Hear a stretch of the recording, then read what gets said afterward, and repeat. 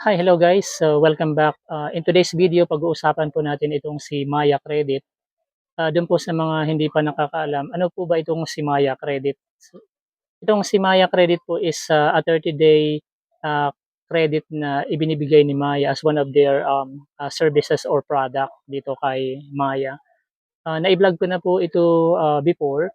So i-insert ko na lang po yung link doon sa baba kung paano po i-activate or papaano po i-apply itong Maya Credit.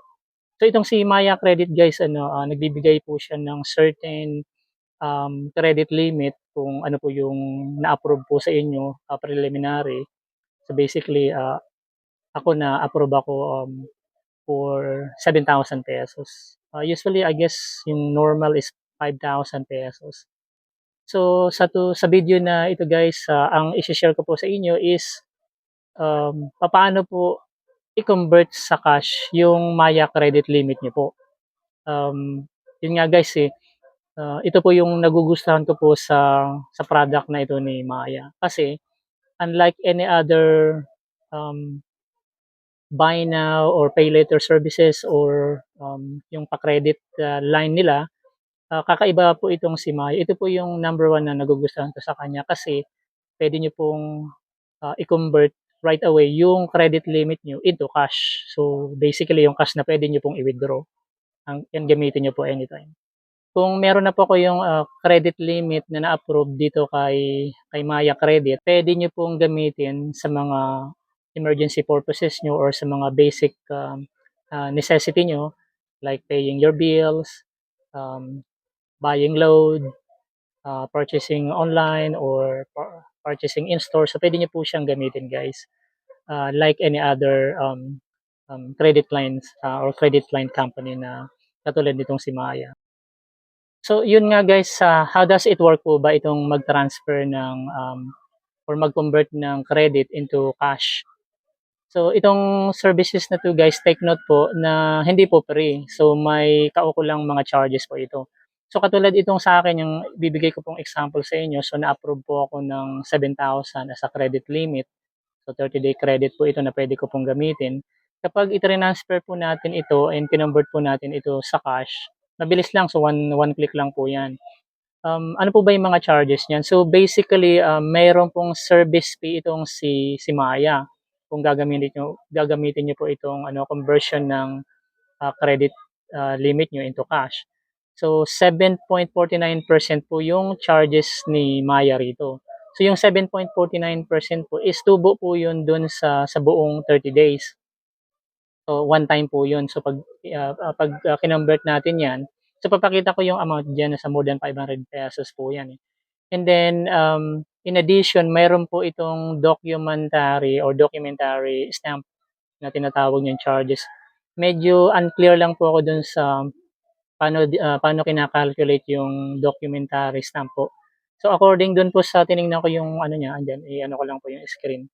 According diyan po, 0.0075 times 30 kasi siyempre meron tayong 30 days in a month. Tapos divided by 360, so 360 days. So yun po yung calculation po.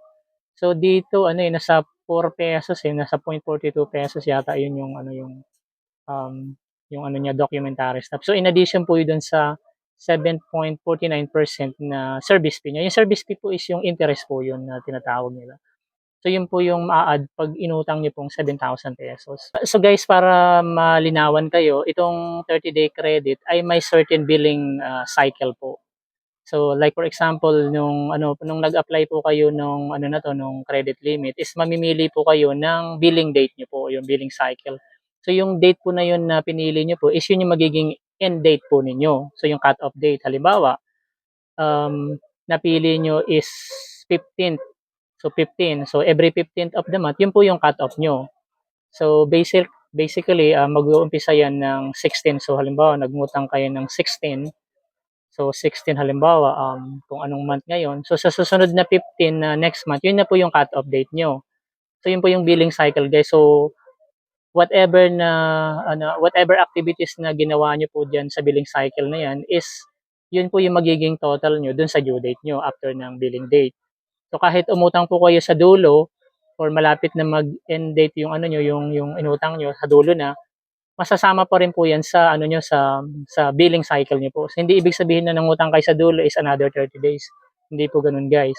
So, may sinusunod po tayong billing cycle. So, whatever yung mga pinurchase niyo, mga binayaran niyo or inutang niyo na sa billing cycle na 'yan, yung lahat po ng total na 'yun is mapupunta sa due date. Okay? So, lahat ng inutang niyo po or mga activities na ginawa niyo po within the billing dates, so halimbawa 15, every 15 of the month. So, 15 days from the billing date, lalabas po yung due date. So, after 15 days. So, halimbawa natapos na 'no, 15 na ngayon. So, another 15 days, saka pa lang lalabas yung due date niyo. Pero, bago po mag-due date, puwede niyo na rin po yang bayaran po, in advance yung ano niyo po, yung credit niyo. So, kung magtatanong kayo kung puwedeng partial, kasi may nakalagay ro'n na option ano, pay partially, yes po, puwede niyo pong bayaran ito ng partial po. Pero dapat bago due date, bayaran niyo na po lahat, yung full. So, kung wala kayong pang-cash and gusto niyo po itong available cash niyo na ibayad, is puwede niyo ng ibayad po ng advance or puwede niyo na rin bayaran yung full amount ng utang niyo in advance po bago mag-due date. And then ang kagandahan dito sa pa-credit line ni Maya is revolving po ito, guys. So halimbawa nag-zero na, inutang ko yung 7,000 and then nag-partial ako ng 3,000 pesos. So papasok po agad yan sa wallet nyo, sa credit line nyo. So yung 3,000 na po yun, pwede nyo po i-withdraw agad yun. Halimbawa kakabayad nyo lang, no? And then pwede nyo po yung withdraw ulit kasi revolving siya.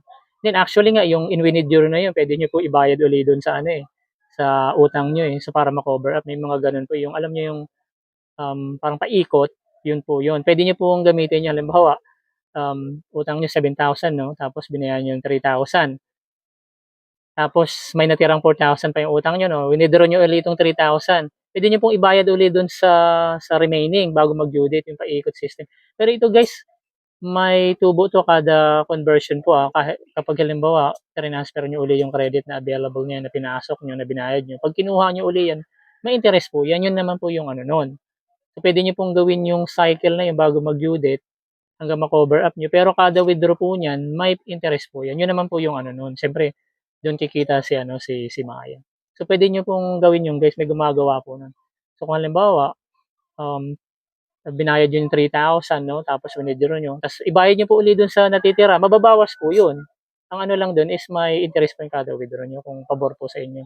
Puwede pong gawin yung style na yun, may gumagawa po nun. So, kasi revolving yan, eh. So, i-insert lang natin yung short video papaano po i-convert yung credit line nyo to cash or papunta dun sa wallet. Punta lang tayo dito sa main dashboard ni Maya, tapos i-click nyo po yung credit na button. Dito pindutin nyo lang yung button na transfer to wallet. And then magtatanong siya ng add your mother's maiden name. So, ilagay nyo lang po yan, tapos i-click nyo lang po yung continue. Before pindutin niyo yung transfer, i-check niyo po yung mga charges niyo diyan. Ayan po yung amount 7,000. Tapos sa ilalim niyan, andiyan po yung service fee na 524 pesos and 30 cents. So yan po yung 7.49%. Tapos may additional siyang document stamp tax. So there is ano po 4 pesos and 32 cents. So, ang total na babayaran niyo po sa due date is 7,528.62 pesos. So, yung 528.62 pesos, yan po yung additional charges sa 7,000 pesos na inutang niyo. So, pag ready na kayo, i-click nyo lang yung transfer now. Yan, magko-confirm siya na na-transfer na. So, makikita nyo rito, 0 na yung available credit nyo. Guys, kung hindi pa po kayo naka-subscribe sa channel natin, huwag niyo pong kalimutan mag-subscribe diyan po sa baba. And also yung click niyo na rin po yung bell notification para updated kayo sa mga mga video natin na ilalabas. And guys, marami pong salamat sa patuloy na pagtitiwala at panonood, and hope to see you next time on our next video.